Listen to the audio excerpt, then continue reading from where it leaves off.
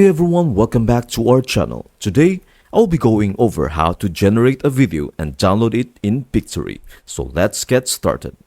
To learn how to generate and download your masterpiece seamlessly with Pictory, Step 1.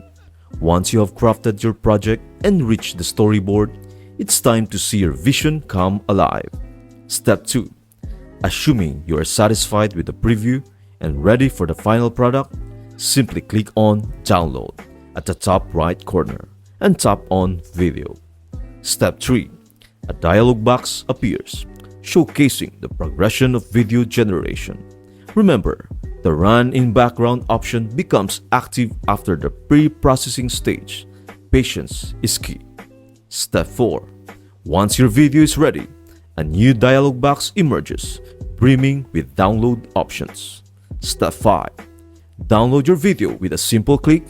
Export your video's text or audio in various formats, as easy as that. That's it. I hope this video helps you out and see you in the next video.